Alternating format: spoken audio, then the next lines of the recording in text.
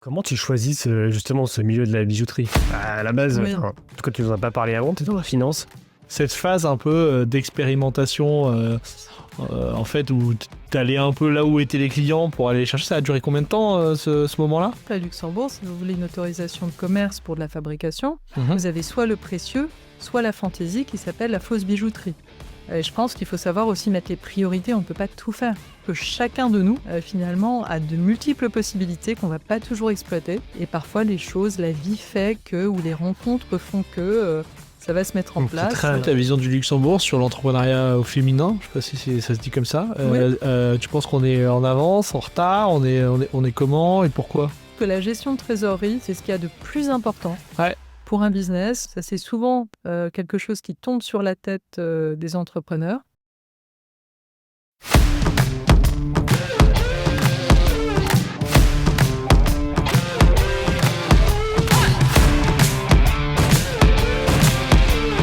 Bonjour à tous et bienvenue pour ce nouvel épisode du Talent Club. Aujourd'hui on a le plaisir de recevoir Léa.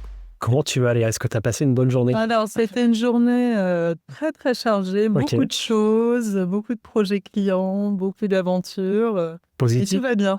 Oui, c'est plutôt positive. Voilà, je suis toujours là ce soir, donc chaque jour est Tout va une bien. nouvelle aventure. Magnifique. Écoute, merci beaucoup d'être avec nous. Merci à vous. Sur le podcast. Alors, on rappelle toujours les règles du podcast. Oui. Il y en a 3. Ça va durer 1 heure. Tu parles en ton nom propre et pas en nom de ta société. Et tu as droit à un joker. S'il y a une question qui te convient pas, tu peux poser un joker. Par contre, les auditeurs sauront sur quelle question tu n'as pas voulu répondre. Trop sympa. C'est OK? J'appellerai mon meilleur ami Jean-Pierre Foucault. OK. Écoute, impeccable. Alors, on peut démarrer. C'est parti. Est-ce que déjà tu pourrais un peu question classique, mais te présenter pour ceux qui te connaissent pas. Le pitch. Ouais, Alors, pitch. moi, c'est très très simple en fait. Donc, j'ai grandi à Paris, je suis une Parisienne d'origine. Ça fait 20 ans que je suis à Luxembourg. J'ai vécu à Londres et à San Francisco. J'ai un parcours commerce, donc une formation commerciale. J'ai fait le SCP, donc le parcours très traditionnel, classe prépa, etc. Et puis, finalement, j'ai fait un changement total de carrière après quelques premières années dans le secteur financier. Pour vraiment créer en autodidacte un atelier de création en bijouterie. Donc, vraiment joaillerie. Donc, voilà. Donc, ça a été une aventure effectivement un peu différente. Et ça fait maintenant 20 ans qu'il existe. Super, je pense que tu vas nous détailler un peu ton parcours entrepreneurial, Oui. c'est hyper intéressant. Oui. Pourquoi tu commences, pourquoi tu fais ce parcours classique? C'est quoi, pourquoi tu choisis ça? Pourquoi tu choisis la finance? Comment tu Alors, je l'expliques pense maintenant? que dans la vie, on ne sait pas. On est parfois, vous savez, dans des familles, on évolue effectivement dans un milieu, on va vous dire que voilà, une classe prépa, c'est vraiment effectivement le Graal. C'est vrai que moi, je m'intéressais beaucoup à la publicité, c'était ce que je voulais faire. Ouais. J'ai toujours eu le côté très créatif, je dessinais beaucoup quand j'étais petite, par exemple. Et on a un ami de la famille qui avait fait une très belle réussite dans le secteur publicitaire et qui m'a dit, écoute, si tu veux travailler dans ce domaine, en fait, idéalement, l'école de commerce, c'est génial parce que tu peux faire plein de choses. Tu peux du coup te former à beaucoup de secteurs et après te spécialiser si tu as envie. Ouais. Donc au départ, c'était tout ce qui était analyse stratégique, vraiment analyse sur toutes les tendances. Et c'est vrai que moi, le côté créatif particulièrement m'intéressait. Et c'est comme ça, en fait, que j'ai commencé vraiment le côté école de commerce. Et finalement, dans l'école de commerce, alors, bien sûr, on se forme à beaucoup de choses, tout ce qui concerne le commerce, effectivement, tout ce qui est financier, contrôle de gestion, marketing, ressources humaines. Et c'est vrai que moi, j'ai choisi des stages, en fait, les stages souvent sont très importants, qui étaient plutôt spécialisés.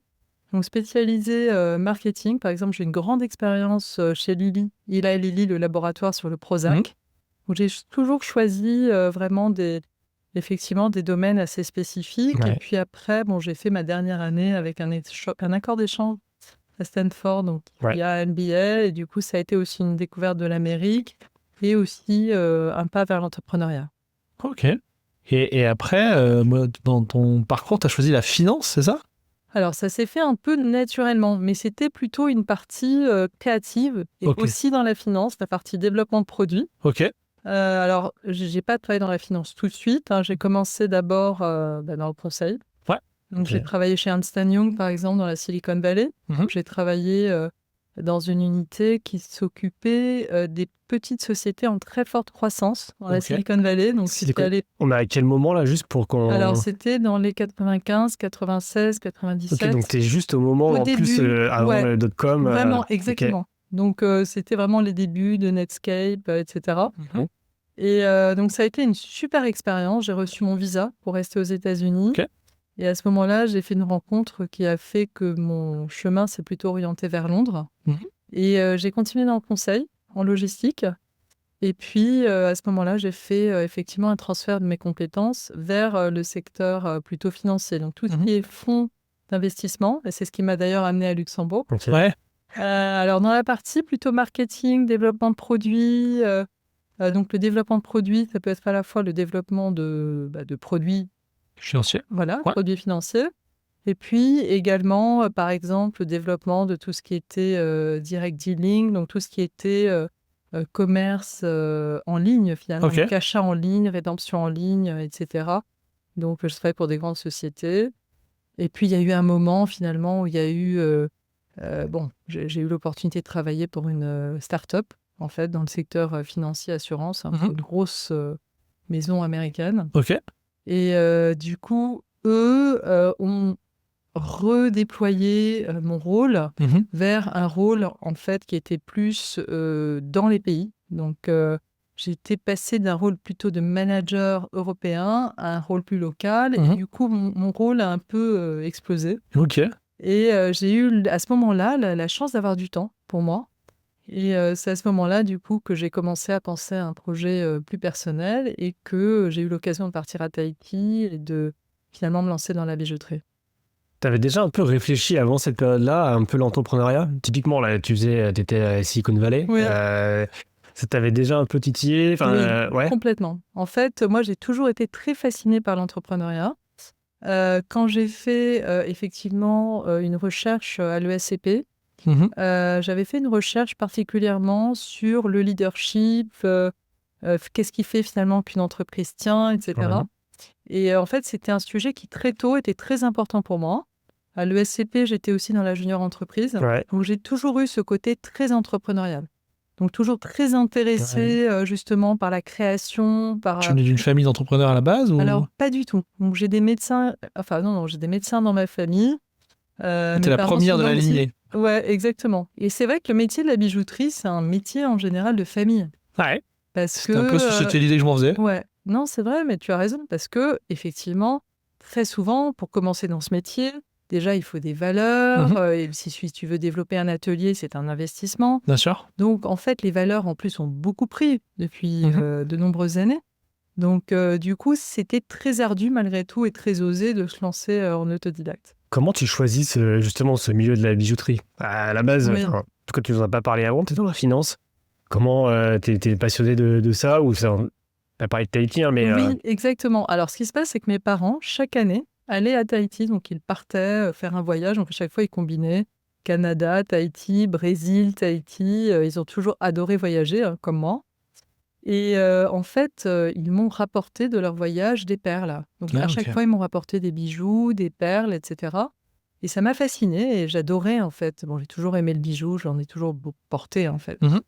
Et ce qui est génial, du coup, c'est que j'ai fait un voyage vraiment exploratoire. Et donc là, je suis allée visiter des fermes perlières. Je suis rentrée en contact avec une femme qui s'occupe de la perle à Tahiti, qui a fait beaucoup de choses pour développer la perle. Il y avait un ministère de la perle à Tahiti qui n'existe plus maintenant. Et donc, à ce moment-là, je me suis vraiment plongée dans la vie de la perle. Donc, à la fois les fermes perlières, à la fois tout ce qui va, tout l'artisanat qui va autour de la perle, que ce soit le tressage, le macramé. À Tahiti, il y a beaucoup de ça. Que ça soit la partie plus bijouterie. Donc, j'ai effectivement pu acquérir une machine pour percer des perles. Je suis revenue avec des perles. Et puis, je suis revenue aussi avec beaucoup de documentation sur la perle. Et avec cette personne qui s'appelle Jeanne et qui d'ailleurs a toujours été très reconnue dans le métier, j'ai pu vraiment me familiariser avec la perle et ça m'a donné envie finalement de faire vivre cette perle d'une façon différente. Parce que très souvent, la perle, c'est monté de façon très classique.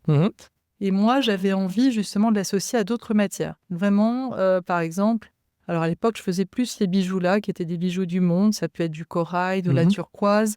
parfois avec de l'os, enfin vraiment de façon totalement atypique, de la plume aussi. Enfin voilà, je faisais des choses très très libres. Il y a des choses différentes, ouais. Voilà. Et du coup, finalement, bon, j'ai remonté par la suite le chemin de la joaillerie, donc j'ai fait de la gémologie, etc. Mais ce premier parcours, effectivement, a été très intéressant. Tu commences quand tu te lances en tant qu'entrepreneur, tu es à 100% ou tu le fais en parallèle d'un métier plus classique Oui, alors en fait, ce qui se passe, c'est que pendant cette période, finalement, où je me suis arrêtée, vous imaginez, je sortais d'un rôle qui était très prenant, etc. Donc j'ai eu ce temps. Finalement, vous savez, on peut parfois, quand on part, avoir une sorte de package, etc. Donc, ça m'a laissé un peu de temps devant moi. D'avoir un garden livre où tu peux avancer et faire ça. Ouais. Voilà. Et donc, tu as investi ce temps-là dans ce projet. Voilà. Alors, j'ai commencé effectivement, donc quand je suis revenue avec mon lot de perles, j'ai commencé effectivement à développer des cours, déjà à prendre des cours sur toutes les techniques de la bijouterie, parce que c'est un métier qui reste très technique. Ok. Et j'ai commencé à développer un atelier donc chez moi. Donc c'était vraiment mes premiers bijoux avec tous mes pots de perles, tous mes pots de couleurs. Comme Amazon, ça a commencé dans un garage, quoi. Exactement. D'ailleurs, c'est une question que j'ai envie de te poser. Ouais. Et t'es passionné de perles. Bon, nous, je pense qu'on n'y connaît pas grand-chose en perles, en tout cas moi, non, pas encore. Mais est-ce que tu avais une vision business du projet que tu allais faire, ou c'était vraiment ok, moi je suis passionné de perles, je vais me documenter sur la perle et faire les plus beaux bijoux, l'artisanat, tout ça? Ou est-ce que tu avais une vision business dès le début en disant ok, je veux en vivre et... On vient de couper la vidéo, j'espère que tu es en train de passer un bon moment. Et en fait, on se rend compte qu'on ne s'est pas présenté, donc on va prendre 30 secondes, une minute de ton temps pour t'expliquer un peu ce qu'on fait dans la vie. Salut, donc moi je suis l'associé de Talentlers à Luxembourg et on accompagne des organisations, des RH et des leaders sur toutes leurs problématiques de talent attraction, talent retention. Et moi c'est Clément, cofondateur de Club Trust. Club Trust c'est un réseau de talents à Luxembourg qui fonctionne sur la confiance. Il propose 3 choses aux membres du club. La première c'est des mises en relation dans le cadre de recrutement. La deuxième c'est des événements. Et la troisième c'est du coaching, notamment sur la carrière et l'employabilité. Si t'aimes ce que t'es en train de voir, partage, like ou abonne-toi. Nous, ça nous donnera du courage et de la force pour continuer. Surtout que c'est une initiative qui nous prend un petit peu de temps et qui nous coûte un peu d'argent. Donc on sera ravis d'avoir ton soutien. On te souhaite un bon épisode et puis à la prochaine. Salut. Alors j'ai eu, je pense, une aspiration très artistique de départ. Mais en fait, j'ai ressenti l'envie, bien évidemment, de pouvoir en vivre. Bien sûr, ouais. Donc assez rapidement, j'ai pris un showroom qui était à Ulrich, donc qui était à l'étage. Okay. Je pouvais recevoir des clients. Donc là, à l'époque, moi, j'avais fait des petites cartes postales, j'organisais des thés, en fait, le mercredi après-midi, et j'allais au 4 Club, à l'époque, finalement, distribuer mes cartes. Il y a encore des gens qui m'en parlent et qui me disent « Ah, c'est drôle, je me souviens de vous, etc. » Ouais, c'était l'époque où il n'y avait pas Insta, oui, voilà. Voilà, c'était une autre période. Moi, j'ai commencé en 2003, donc il y a 20 ans. Ouais. Ouais, ça, le 4 Club, j'allais dire, ça date. Ça remonte. Et c'est là que j'ai commencé avec quelques vitrines, que j'organisais mes après-midi, que j'ai commencé à avoir des premières clientes. Et c'était assez confidentiel jusqu'au moment en 2005 où j'ai pris finalement la location d'une très grande boutique dans le Gront. Ok. Donc je me suis lancée. C'était une boutique de 160 mètres carrés, c'était énorme. Okay. Et voilà. Ok. Et donc du coup, cette phase un peu d'expérimentation, en fait, où t'allais un peu là où étaient les clients pour aller les chercher, ça a duré combien de temps, ce moment-là? Alors, ça a duré 2 ans. 2 ans. Voilà. T'as mis 2 ans à pouvoir t'installer concrètement. C'est ça. Ça marche comment, le business de la bijouterie? Là, vraiment question de profane, mais quoi, toi, tu achètes les perles, et ensuite, les gens viennent te voir en disant, moi, je veux telle perle, et tu dois faire telle modification. Ou quelqu'un te présente son projet, et toi, tu vas aller acheter et tout concevoir. Enfin, comment ça fonctionne? Alors, c'est une bonne question, mais c'est vrai que de nos jours, notre métier fonctionne des 2 côtés. C'est-à-dire qu'à la fois, nous, on reçoit des clients qui ont effectivement déjà un projet, déjà une matière à travailler, qui nous apportent de l'or ou, vous savez, leurs perles. Et c'est vrai que moi, j'ai fait le choix, comme je suis autodidacte, et que j'ai vraiment un niveau de technique, vous savez, mais à 360 degrés. Parce que je travaille autant, en fait, la fantaisie que le précieux. Vous voyez, je n'ai jamais voulu mettre de limite entre la fantaisie et le précieux. Et c'est vrai que le métier de la bijouterie est très segmenté.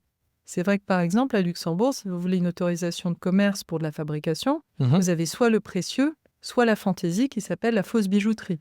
Ok. Vous voyez? Ouais. Très, Et donc toi, tu as les deux ? Segmenté, et dans les métiers, oui, nous on a les deux. Ouais. Mais dans les métiers, en général, et dans le métier, c'est très segmenté. Vous Ok. avez un style de bijoux. Et moi, j'ai voulu garder ce côté très ouvert. Aussi au niveau des tarifs. J'ai voulu que les gens puissent venir chez nous pour un bijou à 300 € s'ils ont envie. Vous voyez, on peut vraiment faire du sur-mesure pour des choses qui restent abordables. Donc du coup, on a autant le bijou perle que le bijou, vous savez, qui est plus le bijou métal, que ce soit en argent, en or, voilà. Donc en fait, il y a vraiment les deux cas de figure. Il y a soit des gens qui viennent avec une idée de projet, qui disent, voilà, moi j'aimerais effectivement développer ce bijou-là, sur ce thème-là, j'ai ce dessin d'inspiration, j'ai cette photo. Soit qui viennent effectivement directement, sans rien. Et nous, on développe le projet avec eux. Maintenant, je travaille beaucoup la 3D. De nos jours, je fais beaucoup de conception 3D, parce que les métiers aussi ont évolué. Ce qui permet aux gens de visualiser leur projet. Et ça leur permet aussi de savoir combien de métal, de combien de matière on a besoin. Et pour répondre à ta question, du coup, nous, ce qu'on fait très souvent, alors on a soit des matières qu'on a à disposition en bijouterie avec des plateaux, soit, effectivement, on fait venir ou on choisit pour eux des matières qu'on nous confie. Donc, les gens peuvent choisir librement. Et donc, nous, on les conseille. Moi, j'ai fait de la gémologie, donc du coup, je peux les conseiller sur le choix d'une pierre en fonction de leur budget. Et après, il y a un côté très personnel dans le choix d'une pierre. Et finalement, c'est comme ça qu'on développe petit à petit le projet. Une fois qu'ils ont choisi leur pierre, on commence à construire le projet. Je veux toujours que ça soit très ouvert. On ne fait jamais payer les gens sur un projet, sur un design. C'est une fois qu'ils sont d'accord, qu'ils aiment le projet, qu'ils se sentent en ligne, qu'on commence à développer le projet. Sur la bijouterie, la joaillerie, il y a des players qui se sont mis sur le segment un peu digital. Oui. Il y a Gemio, là, qu'on voit. Tout à fait. Toi, au niveau de ton canal de distribution, c'est quelque chose que vous faites au niveau du digital, ou alors toi, tu veux vraiment garder ce moment avec tes clients? Parce que je comprends qu'il y a quelque chose d'un peu particulier dans la co-création ensemble entre humains d'un truc. Qu'est-ce que tu penses de ce mouvement digital? C'est vrai. T'en penses quoi, je ce pense truc-là? que c'est une réalité. Ok. Je pense que depuis la période Covid, les gens, finalement, ont changé totalement leur paradigme, qui vivent aussi beaucoup chez eux, que les frontières sont tombées. Je vous donne un exemple. Là, on a un client luxembourgeois qui nous a recommandé à quelqu'un qui est à Bruxelles. Aujourd'hui, voilà, on a un bijou qui est parti vers Bruxelles, mais on a travaillé quelque part à distance. Ok. Vous voyez, la Vous êtes personne jamais vu nous en a personne. envoyé, voilà, la personne nous a envoyé un design. Alors, on fait parfois du Zoom aussi. Oui, bien sûr. Après, on peut se rencontrer si vraiment il y a besoin de voir une pierre, etc. Donc, c'est encore autre chose. En fait, le Zoom, ça me semble évident, mais par contre, il y avait un contact de la matière avant qui, dans ce cas-là, n'existe pas. Oui, dans ce cas-là, n'existe pas forcément. C'est-à-dire que de nos jours, on a des moyens qui sont tellement géniaux. Après, il y a des gens, voilà, on peut filmer une pierre. On a des façons quand même de donner le rendu d'une pierre. On a un software qui est très puissant, qui permet vraiment de partager une image et un rendu qui est quand même très puissant. Après, il y a toujours un décalage même entre la vision macro d'un bijou et finalement le bijou en réel. Donc nous, on essaye vraiment d'expliquer à nos clients qu'il y a toujours un décryptage à faire entre une image qu'on voit sur un grand écran et ce qu'ils vont recevoir après. Donc il y a beaucoup d'échanges en général, vous voyez. Ouais. Mais c'est une réalité. Donc pour dire comment nous nous situons par rapport à ça, moi très tôt, j'ai développé le e-commerce chez nous. Donc, on l'a eu très très tôt. C'est-à-dire, par exemple, quand toi, tu parlais d'être en 2005. Oui. Il y a la boutique physique dans le Groen, 160 mètres carrés. À quel moment tu développes le e-commerce? Alors chez nous, ça a commencé très tôt. C'était vraiment au début du e-commerce, c'était les anciennes plateformes. Donc c'était pas non sur plus des Shopify et des choses comme ça? Non, c'est pas Shopify à l'époque, c'était Easy Publish. Ok, ouais. C'était vraiment autre chose. C'était plus complexe, un peu plus lourd. Ouais. Et puis, on a aussi gagné, alors nous, un prix. C'était un prix Microsoft, un concours en 2010. Je ne sais pas si vous en avez entendu parler. C'était Boost My Business. Et c'était en fait un programme qui était sponsorisé par Microsoft et qui permettait donc à une PME luxembourgeoise en fait de gagner un certain nombre de prix en sponsorship. Et on a gagné ce concours-là, c'était une chance. Donc c'est en fait le fait de présenter un projet. Donc il y avait La Poste, Editus, Nespresso. Les grands noms, il y avait HP qui était sponsor. Et donc, on a été les gagnants de ce concours. On pouvait gagner jusque 100 000 € en fait En investissement voilà. Donc, digital. Alors, qu'est-ce que c'était ? Donc, c'était d'abord présenter un projet, expliquer pourquoi finalement la digitalisation allait nous aider finalement au niveau de notre entreprise. Et puis, deuxièmement, donc, c'était tout notre réseau qui a voté. Donc, à Paris, c'était un concours entre 3 entreprises, 3 PME. Donc, au départ, on est parti à 80. 80 PME. Et finalement, donc, ce sont 3 entreprises, effectivement, qui ont dû mobiliser des votes. Et donc, nous, ce sont nos clients, nos fournisseurs, etc., tout notre réseau qui a voté. Et donc, on a gagné ce prix-là. Alors, qui nous a permis, effectivement, d'avoir déjà un équipement informatique plus pointu. Et c'est vrai que très tôt, moi, j'ai voulu développer le e-commerce. Alors, maintenant, on a un site actuellement e-commerce, effectivement, basé sur Shopify. Mais c'est vrai qu'on n'en a jamais fait forcément une grande promotion. Oui, c'est un moyen d'accéder à vous, mais vous ne le poussez pas plus que ça. Voilà, on a eu un très grand référencement. On a naturellement beaucoup de gens qui viennent chez nous à l'atelier par le site, parce qu'on l'a beaucoup travaillé, notamment pendant la période Covid. Moi, j'ai vraiment passé du temps sur la photographie, sur le texte pour expliquer notre travail, ce qu'on fait, etc., comment on travaille, quelle est notre philosophie. Et du coup, c'est vrai qu'on a beaucoup de clients qui sont venus à nous par le site. Et voilà. Mais après, c'est encore quelque chose qu'on voudrait potentiellement développer à terme. Développer une plateforme, en fait, parce que comme l'interaction digitale est de plus en plus forte chez nous, on aimerait développer une plateforme, en fait. Il y a des initiatives, en fait, qui existent pour essayer de digitaliser, en fait, les processus. Et c'est vrai que nous travaillons de plus en plus, en fait, la 3D, de plus en plus l'interaction par Zoom. On partage nos écrans et parfois, pour éviter aux clients de venir à la bijouterie, on travaille comme ça. Puis on a parfois des clients à l'étranger. Puis parfois, moi, je suis en voyage. Donc voilà. Donc, on travaille comme ça et c'est un projet, effectivement, qu'on a. Récemment, j'avais assisté à un événement avec les bots, vous savez, qui se développent. Alors, les bots, c'est plus particulier parce que voilà, il y a des gens que ça peut agacer sur un site. Il faut que ça soit vraiment bien fait, bien géré. Mais voilà. Ok. Ça m'amène la question donc des commerces, enfin des boutiques. Là, en ce moment, alors depuis le Covid, on comprend qu'à Luxembourg, il y a quelque chose qui s'opère au niveau des boutiques avec pas mal de boutiques qui ont souffert, qui ont dû mettre la clé sous la porte, etc. C'est quoi ta vision de ce qui est en train de se passer ici sur ces commerces de proximité, sur ces boutiques? Qu'est-ce que tu penses de ce truc-là? Alors effectivement, je pense que la ville a souffert, bien sûr, en particulier. Alors c'est vrai qu'il y a eu la période Covid. C'est vrai qu'il y a eu une restructuration, vous savez, des espaces commerciaux. Il y a quand même Gasperich qui a ouvert, effectivement, avec le Grand Auchan. Et c'est vrai que beaucoup de gens, pour des raisons de parking, préfèrent finalement aller vers ces coins-là. Bon, il y a les galeries qui ont ouvert. Maintenant, les galeries, effectivement, présentent parfois des marques qui étaient existantes aussi en ville. Donc, c'est très compliqué. Moi, j'ai toujours été une adepte de la ville. J'habite en ville. J'ai eu la chance de pouvoir aussi acheter ma bijouterie, donc de pouvoir acheter les murs en 2010. Que quand j'ai commencé à vouloir monter du Grunt en ville et que j'ai vu les loyers, je me suis dit, vraiment, je préfère investir. Donc, j'ai eu la chance de pouvoir le faire à ce moment-là. Et donc, ça a été effectivement un challenge. Mais c'est vrai que je pense qu'être commerçant, ça n'est pas facile. Bien sûr, la notion de loyer, les notions de loyer peuvent être compliquées.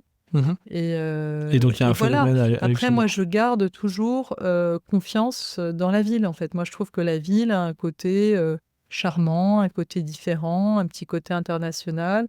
Et je pense que c'est aussi une question de temps. Maintenant, c'est vrai qu'il y a aussi la concurrence. On parlait de tout ce qui était e-commerce, de tout ce qui est e-commerce. De nos jours, on peut faire tout livrer. Après, il y a des expériences clients qui restent quand même très uniques. Sur tes produits, effectivement, je pense que c'est peut-être moins le cas sur des produits comme ceux-là, qui sont des produits, des moments de vie qu'on met dans des choses. C'est vrai qu'au travers de la bijouterie, on va finalement explorer des choses qui sont très personnelles. Et nos clients nous apportent souvent des matières, des objets, beaucoup de choses qui sont très personnelles. Et donc, c'est vrai qu'il y a une notion de partage. Quand on nous rapporte des bijoux anciens, forcément, il faut un rendez-vous. Forcément, il faut une analyse. C'est moins ubérisable. Ouais, exactement. Comment elle s'est développée un peu Enfin, là, on est passé de 2005 et tu dis souvent « oh, nous ». Ouais. C'est quoi les différentes phases par lesquelles tu es passé? Tu as quand même 20 ans d'entrepreneuriat derrière toi. Et dans ce tissu local en plus, enfin, c'est quoi les différentes phases de ton business? Alors, je vais vous dire, en réalité, je me sens un peu une start-up forever, en fait. Ok. Donc, ça, c'est un peu Ça coiffe le roller coaster. ma vision. En fait, si vous voulez, le métier de la bijouterie, c'est un métier qui reste très artistique, malgré tout. D'accord. Ok. Et c'est vrai que moi, je l'ai développé en autodidacte. Et c'est vrai que j'ai beaucoup investi. J'ai investi dans l'atelier, dans des machines, dans du personnel. Les machines ont un coût, c'est du crédit. Combien de personnel, par exemple, aussi? Alors nous, on est vraiment un petit atelier, hein. On est à 4. Et je travaille avec 2 bijoutiers qui sont vraiment géniaux. Et je pense que c'est très important aussi de pouvoir s'entourer de bonnes personnes. Et j'ai la chance, en fait, notamment dans le métier de la bijouterie, d'avoir pu vraiment m'entourer de personnes qui savent tout faire. Parce que, vous savez, le métier de la bijouterie est un métier en général très segmenté. Donc, en général, quand vous vous formez, quand vous sortez d'une école de bijouterie, vous allez travailler plutôt le polissage, vous pouvez faire du sertissage. Vous avez vraiment différents métiers. Par étape.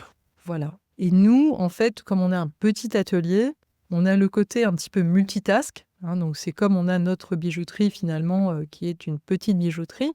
Mais on a quelque part ce pouvoir, en fait, ce pouvoir vraiment d'indépendance, ce pouvoir de création, qui fait que si quelqu'un vient aujourd'hui et veut avoir ses alliances demain, parfois on est capable de le faire. Okay. Donc on a par exemple, moi j'ai eu des clients qui sont venus un lundi, qui se marient à New York mercredi. Ouais. On a pu leur faire leur alliance en platine et ils ont reçu leur alliance par FedEx. Voilà. Et donc du coup, dans l'aventure entrepreneuriale, donc en fait, en réalité, c'est pas une histoire de croissance au sens nombre de personnes, Oui. mais c'était plutôt des tranches, des différents moments, c'est ça, ce que tu appelles le startup forever du coup? Oui, je pense que en fait, dans la vie, c'est comme vous, par exemple, vous travaillez ensemble et vous êtes heureux de vous être rencontrés. Bon, vous êtes là. Vous êtes rencontrés en tant qu'associés, partenaires, etc. Ouais. Je pense que dans les vies, souvent, il faut du temps pour trouver les bonnes personnes. Okay. Et c'est vrai que moi, j'ai eu la chance, mais avec le temps, finalement, de pouvoir m'entourer de personnes sur lesquelles je peux compter, qui me permettent aussi une certaine flexibilité. Parce que c'est vrai que là, par exemple, on développe notre activité sur Paris. Donc, c'est vrai que je passe une partie de mon temps sur Paris. Ouais. Et c'est vrai que du coup, tout ça, c'est très précieux. Donc, step 1, il y a eu l'atelier mobile showroom pendant 2 ans. Ensuite, la boutique là-dessus. Ensuite, la boutique dans le centre-ville. Et maintenant, d'autres pays. Alors, d'autres pays, c'est Paris. vraiment... c'est Paris, parce que c'est un pays qui est... la t'es France, française, oui, de toute façon, c'est aussi ton pays. Moi, je connais bien, je suis d'origine parisienne, je connais bien. Ouais. Et ça avait du sens. Voilà. Donc, on a fait là récemment un salon B2B, destiné aux bijoutiers, pour présenter une collection B2B. Donc, ça, c'est un autre segment, en fait, de développement. Alors, peut-être qu'on ne développe pas aussi le sur-mesure sur Paris. Il y a encore autre chose, parce que c'est aussi l'un de nos cœurs de métier, finalement. Mais on verra, en fait. Et il va se passer quoi pour ta société dans 10 ans, du coup? C'est quoi la vision de ce truc-là? Alors, c'est génial, parce que je vais te dire, moi, je ne le vois pas du tout à 10 ans. Voilà, moi, en fait, non, vraiment, c'est... c'est... Des opportunités. Oui, voilà. En fait, tu saisis des moments et des occasions de faire des trucs. Voilà, en fait, moi, j'ouvre les opportunités. Par exemple, en faisant un salon, j'ai pu faire la connaissance d'un acteur français, effectivement. Et puis, on a parlé, par exemple, de bijouterie pour hommes. Alors, voilà, les choses, parfois, se développent, se font, ne se font pas. Mais je pense qu'il faut, en général, rester très ouvert. OK. Après, ça n'est jamais acquis. En fait, c'est toujours un challenge. Moi, je me suis jamais dit dans ma vie, génial, c'est bon, I made it. Non, pas du tout. En fait, c'est toujours une remise en question, qui ce n'est que petit à petit, avec le temps, on capitalise, quoi. Voilà, on apprend à s'entourer des bonnes personnes, ça prend du temps. Parfois, on n'a peut-être pas toujours tout de suite la bonne personne. Et là, je pense qu'on est maintenant dans une bonne équipe. Configuration, ouais. Voilà, moi, je ne cherche pas particulièrement à conquérir le monde. Je cherche simplement à développer ce qu'on fait, mais de façon correcte, à ce qu'on fasse correctement notre métier, à ce que nos clients soient heureux de porter des jolis bijoux qui viennent de chez nous. Donc, c'est vraiment le concept. Et voilà. Après, c'est déjà très beau de pouvoir, Juste de ça. je dirais, de pouvoir subsister parce que ça reste un challenge. Donc, on a aussi des phases qui sont parfois plus difficiles. Quand on aura terminé, par exemple, l'année prochaine, le financement de nos machines, je pense qu'on va déjà avoir un souffle. Ça ne reste jamais facile, en fait. Ok. Donc, voilà. Super. Est-ce que tu te verrais faire un autre projet entrepreneurial où c'est vraiment celui-ci ça fait maintenant plus de 2003, donc ça fait plus de 20 ans. Oui. Tu te verrais faire autre chose Alors moi, en fait, la vie fait qu'on n'a qu'une vie. Et c'est vrai que moi, je suis attirée par beaucoup de choses. Par exemple, récemment, j'avais fait un programme à l'INSEAD pour tout ce qui est directorship. Donc, c'est le fait vraiment de travailler au niveau des conseils d'administration. Donc, j'ai cette certification, en fait, pour le Luxembourg, parce que c'est relié aussi à l'entrepreneuriat, toute cette partie, finalement, de vision, de conseil, de consultance, etc. Par exemple, c'était quelque chose qui m'intéressait. Mais moi, je suis très concentrée sur mon activité.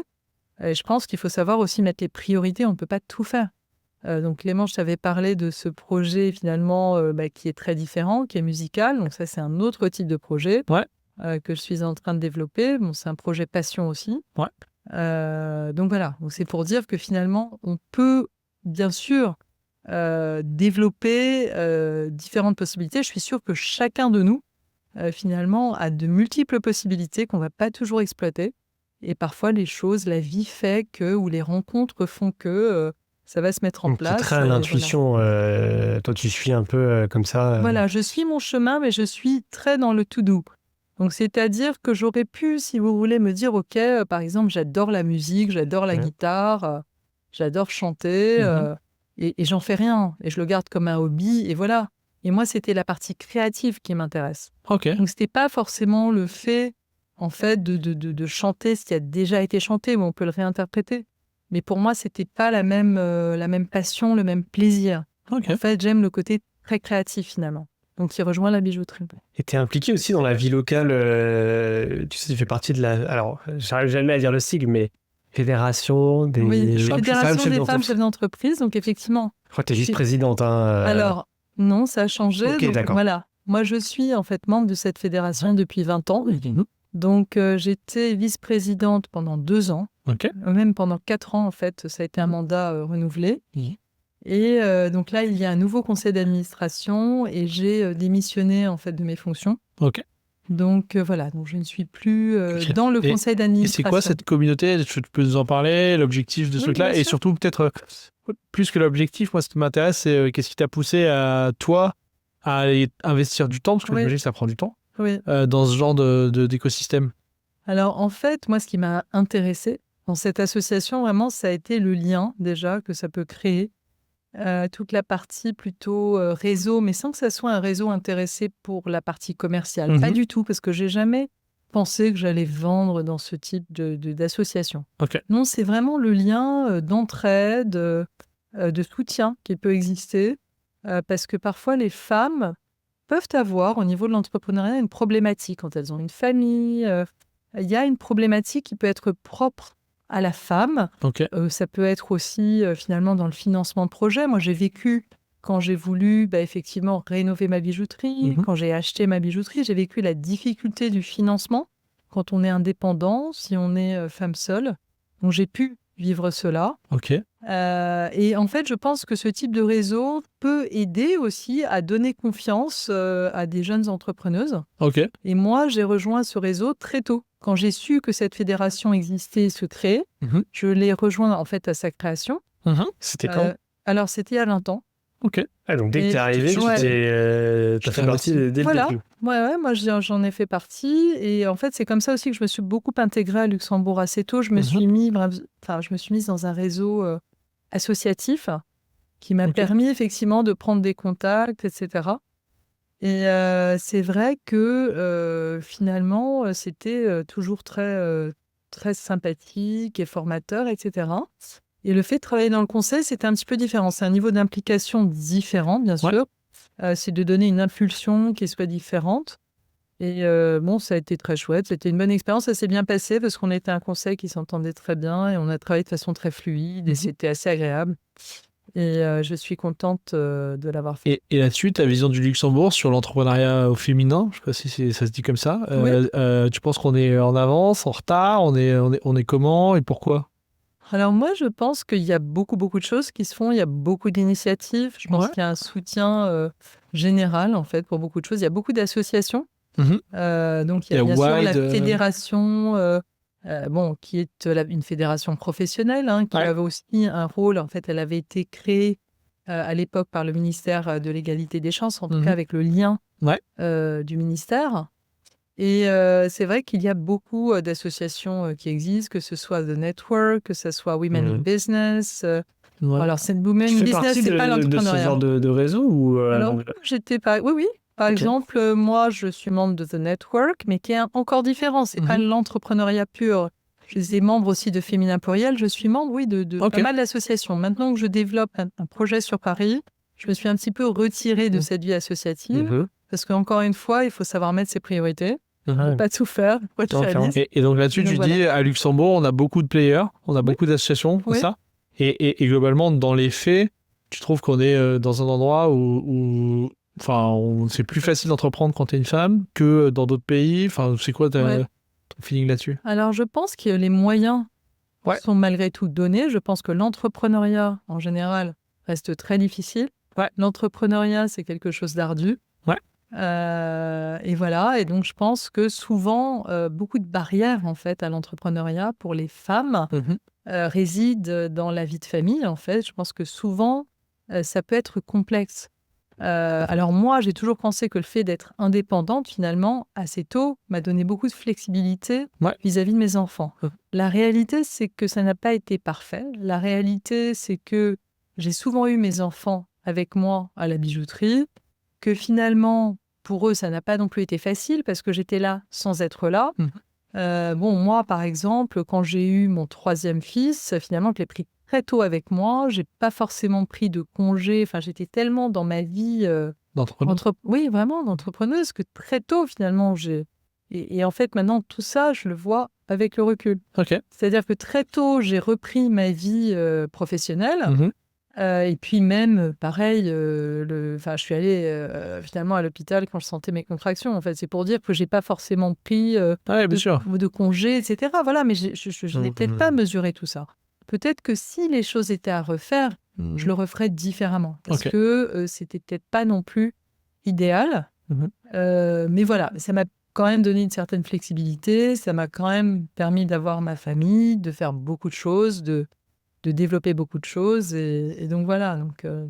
Donc du coup, il y a ces moyens qui sont donnés, mais ça reste quand même quelque chose de compliqué dans les faits. Je pense, je crois que ça dépend. Ça dépend de chaque femme. Ça dépend de savoir comment elles sont soutenues aussi, potentiellement par leur époux. Je veux dire, le côté entrepreneurial n'est jamais facile en fait. Il faut être prêt, il faut avoir soit une partie de moyens, ou il faut avoir une idée, ou il faut avoir vraiment un soutien, je dirais.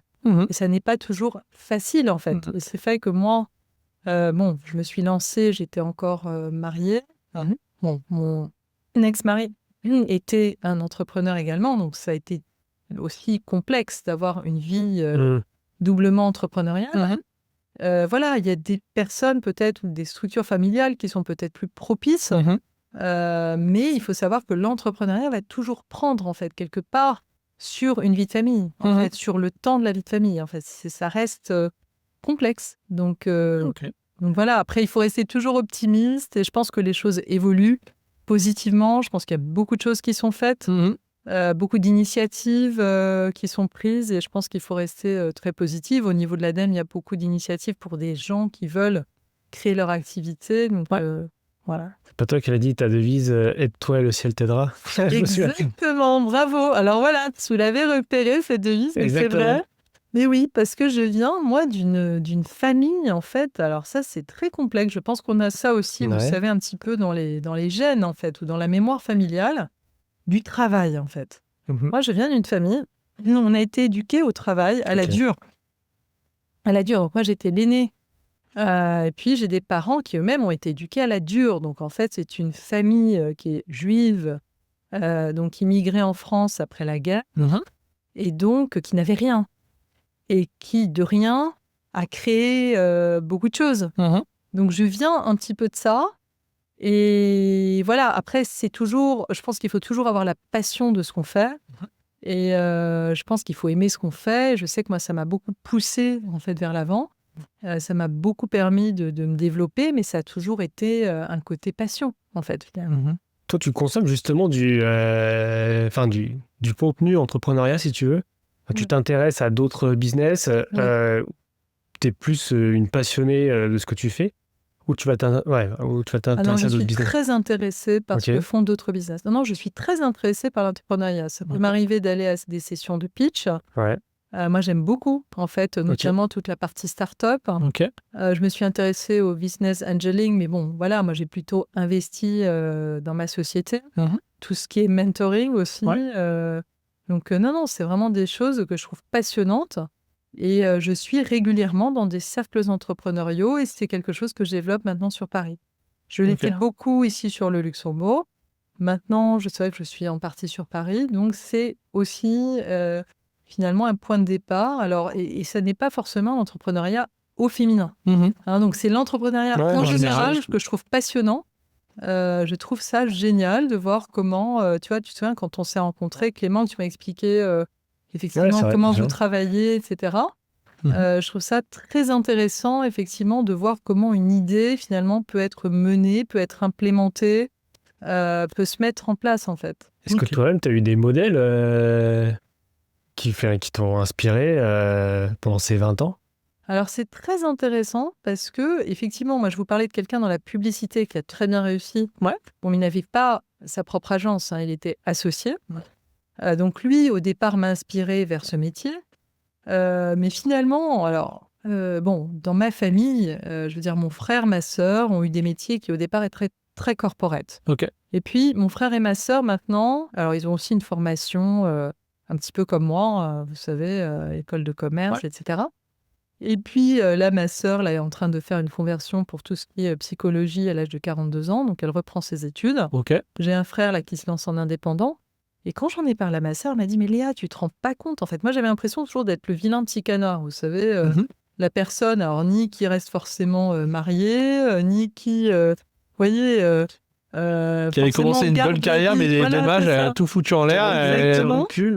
Voilà. Mes parents, au départ, m'ont dit « Mais Léa, t'es sûre ?» etc. Et quand ils ont vu les premiers bijoux, ils m'ont dit « Ah ouais, ça peut être sympa. » Et quand j'en ai reparlé avec ma sœur, elle m'a dit « Mais Léa, tu te rends pas compte, en fait, que dans notre famille, finalement, moi, j'avais une grand-mère qui s'appelait Léa, donc je m'appelle, je lui ressemble beaucoup physiquement d'ailleurs, je m'appelle Léa de par son prénom, je lui ai dédié une collection. Et en fait, elle, par exemple, c'est une femme qui, après la guerre, a créé un atelier couture à Paris, en fait, avait des employés, est partie de rien. Donc, elle a développé un concept, en fait, de racheter des tissus, de les reconditionner, de vendre des chutes de collection, en fait, de tout reconditionner, de tout refaire, de travailler avec Tati, etc. Elle faisait la représentante commerciale, par exemple. Donc, c'est pour expliquer, j'avais une autre grand-mère du côté de mon père qui était finalement brodeuse, qui a fait vivre sa famille. Elle a perdu son mari très jeune. Et elle a fait vivre finalement sa famille seule. Et en fait, c'est ma sœur qui m'a dit « Mais tu te rends pas compte, quelque part dans la famille, il y a eu des femmes fortes. » On a une mère qui finalement a été dentiste et qui a travaillé avec mon père, c'était différent. Ils ont formé un couple qui est resté très soudé toute leur vie. Mais voilà, en fait. Et c'était amusant parce que quelque part, on ne se rend pas compte qu'il y a une sorte de destinée, qui continue. Sauf que ma grand-mère, Léa Milekowska, donc adorait le bijou, elle en portait beaucoup. Et en fait, ça m'a inspiré pour la collection B2B qu'on a faite et en fait que j'ai appelée d'après son nom. Donc ça s'appelle Léa Milekowska. La signature est Léa Milekowska. Et il y a une photo en fait sur le lookbook de cette femme en fait qui porte beaucoup de bijoux, qui me ressemble beaucoup. Je lui ressemble beaucoup et qui s'appelait Léa. Et souvent ma mère me dit mais il y a beaucoup de traits en fait de caractère qui sont assez proches. Tu es allé chercher l'inspiration plutôt dans tes racines que sur YouTube. Alors, je pense que c'est venu comme ça. Alors après, c'est vrai que je pense qu'on doit chacun suivre son chemin, ses convictions, faire ce qu'on aime. Et c'est ce que j'ai essayé de faire. Après, voilà, ça n'est jamais parfait. On n'a jamais forcément, finalement, abouti à tout ce qu'on aimerait faire. Vous voyez, ça reste toujours un gros challenge, en fait. Moi, je suis très réaliste sur le fait que ça reste très complexe. Vous voyez. Voilà, parce que, par exemple, parfois, ce qui est amusant, hein, on pourrait faire le calcul et se dire, OK, bon, bah, moi, si ça se trouve, maintenant, je loue ma bijouterie, vous savez, j'arrête tout. J'ai plus les frais d'employé. Non, mais vous voyez ce que je veux dire. J'ai plus les frais d'employé, etc. Bon, bah, je la loue à un autre commerce, et puis voilà. Puis je pourrais peut-être mieux gagner ma vie, vous voyez, et avoir moins de soucis, entre guillemets.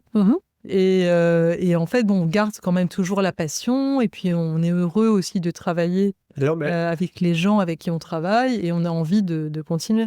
Il y a des périodes où tu as pensé arrêter, justement, où tu t'es dit, bon, ok. Oui, ça peut, oui, ça peut. C'est toujours la passion. Ça a toujours été. Alors disons que j'ai toujours gardé quelque part confiance dans ce métier. J'ai toujours aimé ce métier. J'ai toujours aimé continuer ce métier. J'ai toujours aimé échanger avec des clients. Et puis j'ai la chance, encore une fois, comme je disais, de travailler avec des gens qui sont géniaux. Donc ça, c'est vraiment une chance. Et je pense que quelque part, notre bijouterie, c'est un petit bijou. Parce que c'est très rare de nos jours de trouver une bijouterie qui a un atelier et qui peut le faire vivre, etc. OK. Mais il y a eu des moments, bien évidemment. Il y a toujours des difficultés qu'on peut avoir, que ce soit de l'administratif, que ce soit de l'imposition. Vous savez, des contraintes financières. Bien sûr, ça reste dur, en fait. Et si ça devait s'arrêter demain... C'est un très beau métier, oui. Ouais. Et si ça devait s'arrêter demain pour une raison X ou Y, tu ferais quoi Là, aujourd'hui, avec la donne qu'on a en 2024, tu te dis, tiens, allez, bon, bah là, ce truc-là s'arrête, je fais quoi? Alors, en fait, moi, j'aurais vraiment pas de problème par rapport à ça, si vous voulez. En fait, on doit toujours vivre de quelque chose, OK? Mais c'est vrai que si la boutique s'arrêtait, la boutique physique, je pourrais continuer une consultance du sur-mesure d'un bureau, vous voyez, de chez moi, par exemple. Je pourrais recevoir des clients. Donc ça serait une possibilité. Donc tu trouverais une autre façon de vivre de ta passion de bijou. Je pourrais continuer, par exemple, aussi à développer tout ce qui est directorship. Donc travailler dans des conseils d'administration, etc. Bon, moi, je vous ai parlé de mon projet musical qui est aussi un projet passion. Alors, je pense que le projet musical, ça prend du temps à se développer. Ça reste plus une passion. Et là, il faut être très réaliste. Il y a un côté financier qui reste plus complexe. Qui reste plus l'équation économique est plus compliquée. Oui. Voilà. Donc, mais je pense que la complexité existe partout. Et je pense que si on aime ce qu'on fait, en général, on trouvera toujours un moyen d'y arriver. Il faut se donner les moyens. Ça reste toujours difficile, encore une fois. Hein, je suis très réaliste. Pas de langue de bois. Oui, et franchement, dans ton discours, tu as parlé beaucoup de difficultés, mais en même temps, quand je t'écoute, j'ai l'impression que tu étais très calme, très mesuré, tu as beaucoup de recul sur ça. Comme si tu n'avais pas... Parfois, on entend des entrepreneurs qui parlent de leurs galères. On voit qu'ils ont été affectés quand ils en parlent. Toi, tu es très détaché. Et c'est ça qui me surprend. Dans ton discours, je sais pas ce que tu en penses de ce que je suis en train de dire là. Non, mais je pense que tu as raison. Tu vois, tu es très détaché sur ce côté. En fait, oui, j'ai eu ça a été dur pour moi, mais tu le dis d'une façon où on pourrait penser que ça ne l'est pas vraiment. Clairement, j'ai eu des périodes qui étaient difficiles. Par exemple, au moment de mon divorce, ça a été difficile parce que j'ai un petit peu fait tout en même temps. J'ai acheté un appartement, j'ai eu la réfection de la boutique. Ça a été dur au niveau du financement. Oui, ça a été très dur. J'ai dû toujours me battre en fait pour réussir à faire avancer mes projets, obtenir les financements. Si c'était pas avec cette banque, c'était avec une autre. Il faut être toujours très, très, très persistant. Ne pas s'arrêter finalement aux portes qui se ferment. Donc savoir toujours essayer d'ouvrir d'autres portes, tout en restant réaliste. Après, j'ai eu la chance, de par tout ce que j'ai entrepris, d'avoir pu acheter de l'immobilier. Donc l'immobilier a fait que finalement, si j'ai un problème, quelque part, je pourrais vendre mon appartement. J'ai par exemple un très grand appartement. Je pourrais le vendre, je pourrais racheter quelque chose de plus petit. Et j'ai toujours quand même, on parlait de joker, un joker. Vous voyez, mais ça a été, ça a été un pari, ça a été un travail, beaucoup de prise de risque. Et encore une fois, voilà, c'est jamais acquis. Ça serait quoi alors c'est une question un peu bateau, mais du coup les conseils, tu vois, les 3 apprentissages ou les quelques conseils que tu donnerais à quelqu'un qui se lance, tu vois, peut-être des conneries que toi t'as faites, parce que on en fait tous, et tu pourrais faire gagner du temps à quelqu'un qui nous écoute en lui disant attention, là, moi j'y suis allé, faut pas y aller. Alors, je pense qu'il faut être très circonspect dans ce qu'on fait. Il faut déjà bien préparer son projet, savoir ce qu'on veut faire. Il faut prendre du conseil, savoir s'entourer des bonnes personnes. Ok. Et je me permets juste de te couper. Que tu n'avais pas forcé. Toi, tu t'es lancé dans un projet sans vraiment. Tu n'avais pas de plan, j'ai l'impression. Non, c'est vrai, tout s'est développé petit à petit. Ça... Mais je dirais que de nos jours, vous savez, on est dans une période qui est très dure, qui est très concurrentielle. Donc tu dis que ce serait plus possible aujourd'hui de le faire comme tu l'as fait? Je pense qu'on pourrait le faire. Je pense qu'on peut tout développer, on peut tout faire, mais tout reste ardu. Il y a beaucoup de communication, il y a beaucoup de réseaux sociaux. On peut être très sollicité. Vous voyez, tout reste très compliqué. Et donc, je pense qu'il faut vraiment, quand on se lance, déjà bien préparer son projet, bien le cibler. Deuxièmement, je dirais qu'il faut se donner les moyens du projet. Il faut être très réaliste sur un plan financier. Savoir finalement ce qui est réaliste ou pas, voir les worst case scenarios, donc voir vraiment... sur les risques. Voilà, sur les risques. Il faut, comme je vous le disais, s'entourer des bonnes personnes. Et voilà. Et faire très attention aussi à ce qu'on dépense, parce qu'on peut être très sollicité par des gens qui veulent vous vendre de la technologie, de la publicité.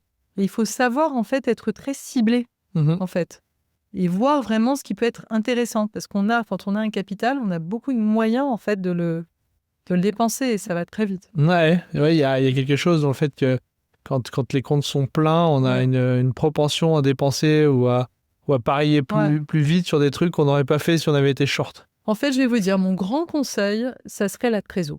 Voilà. Je pense que la gestion de trésorerie, c'est ce qu'il y a de plus important pour un business. Notamment, il y a beaucoup de sociétés qui ont des problèmes par rapport à la TVA. Donc, le fait de provisionner la TVA, ça c'est souvent quelque chose qui tombe sur la tête des entrepreneurs. Parce que parfois, on se dit, tiens, je vais financer ça, je vais faire ça, j'ai tel frais, j'ai tel fournisseur à payer.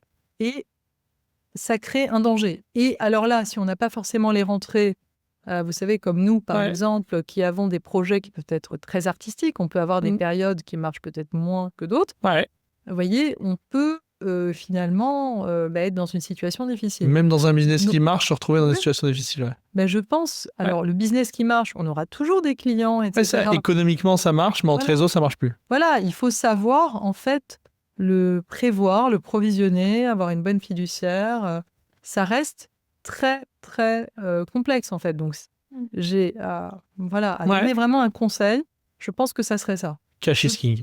Moi, je pense que c'est le plus important, en fait, de savoir d'être très... très je pense pour les TPE, PME, en vrai, et les startups en général. C'est très, très vrai, c'est sûr. C'est ce que je dirais. C'est l'heure du jeu à gros budget. Alors en fait, je sais pas si tu as vu les épisodes précédents, mais on avait un jeu avant qui était un jeu où les gens prenaient des citations sur des petits bouts de papier et on l'a digitalisé. Oh, magnifique. Maintenant, on est en mode 2.0. On va voir si je gagne. Et donc l'idée, c'est de... Non, alors, tu vas pas gagner. En fait, il faut qu'on change ce nom de la fortune parce que les gens... les gens nous demandent ce qu'il y a à gagner et en fait on n'a pas encore bossé sur le truc, mais on va avancer. Il faut avancer le concept là, il faut c'est ça, on va y aller, on a passé la journée et on va pas dépenser. Voilà, faut trouver un truc. L'idée c'est de te poser 3 questions ou 3 citations hasard pour savoir ce que tu en penses. Et là la première c'est une citation: la vraie vie est si souvent celle qu'on ne vit pas. Oscar Wilde. Qu'est-ce que tu penses de ce truc-là? La vraie vie est si souvent celle qu'on ne vit pas. C'est à la fois vrai et à la fois pas vrai. Je pense qu'il a raison dans le sens où finalement, comme je vous le disais, on est vraiment des êtres, on a beaucoup de potentialités, il y a beaucoup de choses qu'on pourrait développer, mais on a des journées de 24 heures, une vie limitée. Et en réalité, si on avait une vie infinie, on pourrait faire plein de choses et développer plein de choses. Vous voyez, moi, maintenant, je suis en train de me mettre à la musique et voilà. Et j'aurais peut-être pu me mettre à la musique avant, mais la vie a fait que je ne me suis pas mise à la musique avant. Vous voyez ? Donc, il y a ce côté où on peut se dire, oui, effectivement, dans cette vie, on pourrait peut-être pas faire tout ce qu'on pourrait faire en réalité, tout ce qu'on a envie de faire, si on a envie. Et c'est vrai qu'il y aura une autre vie ailleurs, mais je pense que la vraie vie, elle est ici et maintenant. Ok. Dans ce qu'on fait. Très clair. La deuxième question, c'est quoi ta secret sauce? En fait, l'idée, c'est de savoir qu'est-ce qui fait que finalement, tu réussis ce que tu entreprends, visiblement, puisque ça dure depuis 20 ans. Donc déjà, ça, c'est une super réussite. Qu'est-ce que tu as d'unique, tu penses, qui fait que ce truc-là a fonctionné ou fonctionne? Alors, moi, sans prétention, parce que je pense qu'il faut aussi rester les pieds très sur terre, parce que voilà, je dis pas que... Ouais, bien sûr, c'est tout le point. Voilà. En fait, je pense que j'ai déjà la passion de mon métier. Donc, voilà, je pense aussi toujours chercher dans mon conseil aux clients un conseil très honnête. Donc, on me rapporte des matières, par exemple, parfois, on pourrait vous dire qu'est-ce que je fais de ça, je viens pour une nouvelle création, etc. Mais parfois, je vais dire au client, non, c'est dommage, ça c'est une jolie pièce, ça serait dommage de la fondre et d'en faire autre chose. Là, il y a un côté, ça m'est arrivé, par exemple, d'une cliente qui m'a apporté... par exemple, une chevalière qu'elle voulait mettre à la fonte. Je lui ai dit, c'est dommage. Et après, elle me dit, ah, mais vous savez, cette chevalière, elle a été créée par mon grand-père, qui lui-même était architecte. Vous voyez ? Ouais. Et en fait, dans ce bijou, finalement, il y avait un côté historique. On l'a juste mis à taille et finalement, c'est sa fille qui le porte. Et voilà. Mais vous voyez, donc en fait, je pense qu'il faut toujours rester très honnête vis-à-vis des gens. Dans le conseil. Rester soi-même. Et toujours fidèle à soi-même. Et je pense que c'est ce qu'il y a de plus important. Toi, la passion fait que, en fait, t'as tenu 20 ans. Sinon, potentiellement, t'aurais pas... Tu penses que t'aurais arrêté, quoi. C'est ça que tu dis ? Alors, je vais vous dire, en réalité, moi, je n'ai pas vu les années passées. Je ne vois jamais les années passées. C'est seulement maintenant que je peux vous dire que ça fait 20 ans. Ok. Mais voilà, c'est un peu le mystère de la vie qui fait qu'on commence un projet et que finalement, ça continue à se développer. Mais je vous dis qu'en réalité, j'ai toujours ce côté startup forever. Ok. Donc la réalité, c'est que tout peut... On peut s'arrêter. Oui, en fait, c'est ça la réalité, vous voyez. Alors même si on garde toujours l'énergie, la foi, etc., voilà, ça reste quelque chose qu'il faut continuer à travailler, à développer. C'est un petit peu le secret, je pense. Super. La dernière, il n'y a qu'une chose qui puisse rendre un rêve impossible, c'est la peur d'échouer. T'as pas peur d'échouer ? Alors, cette peur d'échouer, c'est très intéressant parce que je pense qu'elle est très française. Ouais. Moi, j'ai vécu à Londres pendant 5 ans, à San Francisco aussi, où finalement l'échec, vous savez, fait partie de la vie de l'entrepreneuriat. Ouais. En fait, l'échec est souvent valorisé dans ces pays-là parce que c'est une expérience. On apprend de ses erreurs. Et c'est vrai qu'en France, on a un système en fait qui souvent va juger l'échec, vous savez, de façon négative. Et effectivement, je pense qu'il faut savoir aller au-delà. L'échec, ça peut être aussi très constructeur, très constructif. C'est vrai que c'est dur, mais ça permet parfois de s'armer et finalement de prendre de nouvelles directions. C'est le cas aussi dans le relationnel. C'est aussi l'apprentissage, c'est la vie, c'est dur, ça fait partie de la vie. Mais ça fait partie finalement d'une sagesse qu'on acquiert au fur et à mesure des années. Super, trop bien. On a fini le jeu à grand budget. Ouais, je pense. Alors, je n'ai pas pris de joker, je tiens à le préciser, vous voyez. Ok. Merci pour ta confiance. Ouais, merci à vous. Franchement, merci c'était super. T'étais très à l'aise, c'était très calme. Alors, je ne sais pas du tout. Tu vois, tu pourras le voir. Vraiment, franchement, c'est un plaisir. Merci Romain aussi, et merci à tous ceux qui ont regardé l'épisode. Oui, merci. On se dit à bientôt pour un prochain épisode. Salut. Ciao. Merci beaucoup.